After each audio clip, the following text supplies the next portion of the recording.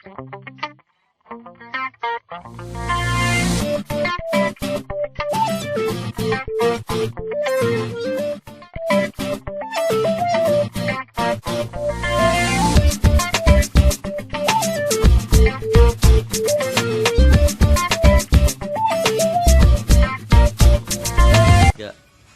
Baik, assalamualaikum warahmatullahi wabarakatuh. Kami dari biologi semester 7 akan berbagi tentang materi yaitu perubahan lingkungan di semester 1 kelas 10. Ya, lebih jelasnya kita langsung saja cek Kibrot. Udara adalah salah satu elemen penunjang kehidupan di muka bumi. Tanpa udara, manusia dan hewan tidak bisa bernafas. Tumbuhan pun tidak bisa melakukan fotosintesis.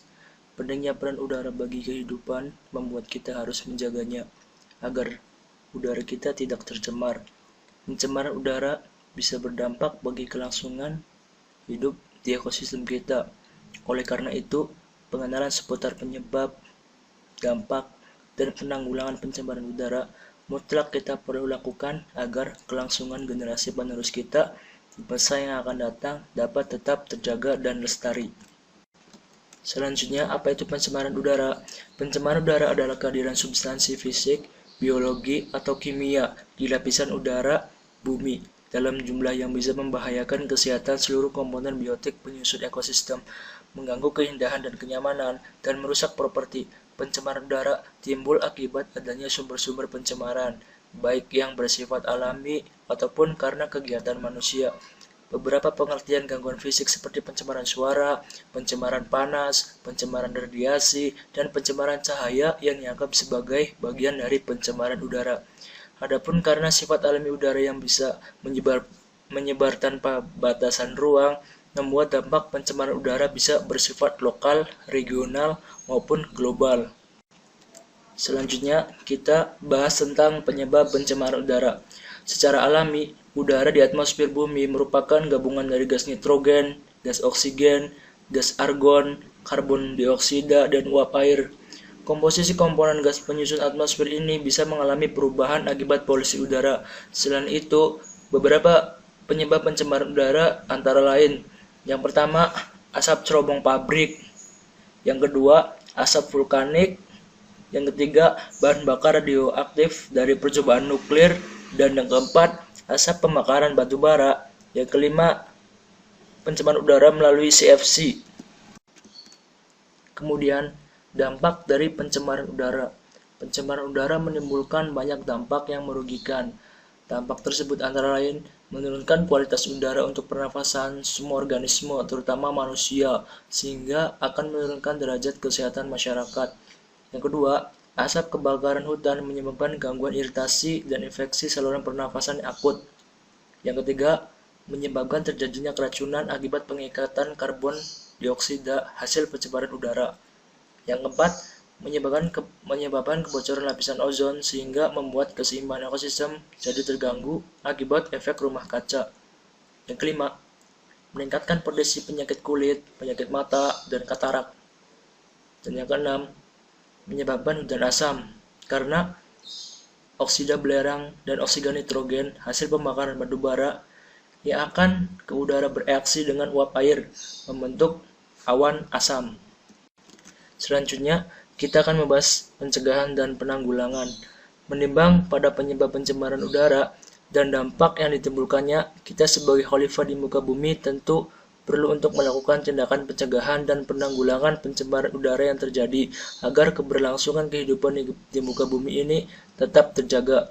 Beberapa tindakan yang dapat dilakukan untuk mencegah dampak dari pencemaran udara, misalnya dengan membuat jalur hijau berupa penanaman pohon-pohon di kota-kota besar, kemudian mengurangi penggunaan minyak bumi dan bahan bakar fosil pada industri. Yang ketiga, memanfaatkan energi alternatif yang ramah lingkungan seperti biogas, energi surya, atau energi panas bumi. Yang keempat, melakukan pengawasan lebih ketat di wilayah hutan yang rawan terbakar. Yang keenam, melarang warga membakar hutan saat melakukan land clearing. lahan pertanian. Yang keenam, tidak melakukan percobaan nuklir secara masif untuk mengurangi pencemaran udara radioaktif. Pencemaran air. Pencemaran air ialah masuknya atau dimasukkannya makhluk hidup, zat, energi, dan komponen lain ke dalam air yang bisa menyebabkan perubahannya tatanan air oleh kegiatan manusia atau oleh proses alam, sehingga kualitas air turun sampai ke tingkat tertentu yang menyebabkan air menjadi kurang atau tidak dapat berfungsi lagi sesuai dengan peruntukannya. Untuk penyebab dari pencemaran air antara lain yaitu dari limbah pembuangan rumah tangga, di mana dari limbah itu masuk ke perairan. Limbah ini berasal dari senyawa-senyawa yang digunakan untuk kebutuhan konsumsi, mandi, cuci. Nah, limbah yang dihasilkan oleh rumah tangga tak hanya tentang buangan yang dihasilkan oleh rumah penduduk, namun juga yang berasal dari rumah sakit, rumah makan, dan lainnya. Kemudian ada aktivitas industri. Nah, meningkatnya industri di Indonesia dibarengi dengan meningkatnya jumlah limbah yang dihasilkan, terutama limbah cair yang dibuang melalui aliran air. Contohnya yaitu dari limbah cair berupa tekstil dari bahan-bahan yang ada di pabrik-pabrik pembuatan pakaian. Kemudian ada limbah pertanian. Nah, negara kita merupakan negara agraris. Sebagai penduduk Indonesia masih mengandalkan sektor pertanian untuk memenuhi kebutuhan hidupnya. Nah, aktivitas dari penggunaan pupuk dan pestisida dalam pertanian dapat mencemari badan air sekitarnya. Kemudian dampak dari pencemaran air. Adapun dampak yang terjadi akibat pencemaran air adalah sebagai berikut. Yang terutama yaitu masalah banjir. Menumpuknya sampah di perairan dapat menghambat arus air pada musim penghujan, di mana sungai tak mampu menampung pertambahan debit air yang masuk akibat adanya sumbatan sampah. Nah, oleh karena itu, banjir pun tak dapat terhalangi. Kemudian ada penyakit menular. Nah, meningkatnya mikroba patogen tertentu di sumber air yang tercemar tentu akan menyebabkan berbagai penyakit seperti diare, demam berdarah, malaria, tipes, dan lainnya. Kemudian adanya rusaknya ekosistem di lingkungan. Air merupakan habitat bagi organisme perairan seperti ikan, kemudian ada golongan invertebrata, tumbuhan air, kemudian ada yang lain-lainnya seperti mikroorganisme yang kecil yang ada di sekeliling kita. Kemudian adanya mutasi organisme. Menumpuknya senyawa kimia tertentu dapat memicu terjadinya mutasi pada makhluk hidup. Contohnya limbah pestisida yang mengandung DDT yang mencemari suatu perairan dapat terakumulasi pada organisme. Nah, semakin tinggi tingkat organisme, maka kandungan DDT pada tubuhnya semakin banyak. Cara mencegah dan mengatasi pencemaran air. Cara yang paling utama dan yang paling utama yaitu kesadaran dari diri kita sendiri, yaitu untuk tidak membiasakan diri membuang sampah di sembarang tempat.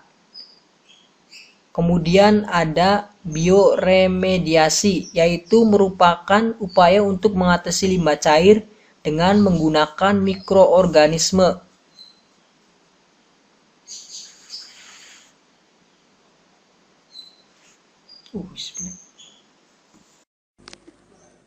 Baik, selanjutnya kita membahas tentang pencemaran tanah. Pencemaran tanah adalah suatu kondisi masuknya satu atau banyak benda bahan kimia, fisika, atau biologis ke dalam tanah, di mana benda-benda tersebut bisa merusak struktur tanah dan membuat tanaman menjadi sulit untuk beradaptasi. Pencemaran tanah adalah kerusakan atau kehancuran dari permukaan tanah bumi seiring langsung atau tidak langsung sebagai akibat dari kegiatan manusia dalam penyalahgunaan sumber daya lahan. Pencemaran tanah ini terjadi ketika limbah tidak dibuang dengan benar atau dapat terjadi ketika manusia membuang bahan kimia kepada tanah dalam bentuk pestisida, insektisida, dan pupuk dalam kegiatan praktek pertanian, eksploitasi mineral, kegiatan pertambangan juga telah memberikan kontribusi terhadap kerusakan tanah, guys. Selanjutnya kita bahas penyebab pencemaran tanah, guys. Beberapa hal yang jadi penyebab pencemaran tanah diantaranya adalah: yang pertama, pembuangan benda-benda yang sulit terdekomposisi seperti sampah plastik, pecahan kaca, logam, dan karet ke tanah. Kemudian, penggunaan pestisida dalam kegiatan pertanian yang meninggalkan residu melalui peresapan ke tanah. Kemudian, sisa sabun dan deterjen yang dibuang ke tanah. Hati-hati dalam menggunakan sabun, guys. Nah, selanjutnya pengikisan humus oleh air. Dan yang terakhir, penimbunan senyawa asam akibat peristiwa hujan asam sehingga akan mencemari ekosistem air tawar. Selanjutnya pembahasan dampak pencemaran tanah. Nah, di sini dari beberapa penyebab pencemaran tanah, ada dampak-dampak negatif yang kemudian diperoleh bagi seluruh komponen-komponen penyusun ekosistem. Dampak-dampak pencemaran tanah tersebut meliputi, yang pertama, menurunnya tingkat kesuburan tanah akibat pembuangan sampah plastik, pecahan kaca, logam, dan karet sulit diuraikan oleh organisme dekomposer dalam tanah. Kemudian, matinya organisme pengurai tanah akibat pembuangan limbah deterjen dan residu pestisida dalam tanah. Kemudian, menurunnya produktivitas tanah karena terkikisnya lapisan humus dari permukaan tanah. Nah, yang terakhir, perubahan pH tanah akibat adanya deposit senyawa asam yang berasal dari hujan asam. Nah, adapun perubahan keasaman tanah ini akibat berpengaruh buruk terhadap penyerapan hara dari tanah oleh tanaman.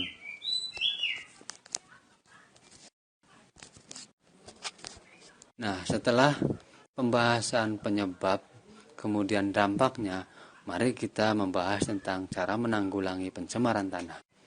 Nah, adapun cara menanggulangi pencemaran tanah dapat diupayakan melalui penanganan daur ulang sampah plastik, kaca, karet, dan logam menjadi produk baru yang dapat kembali dimanfaatkan atau recycle.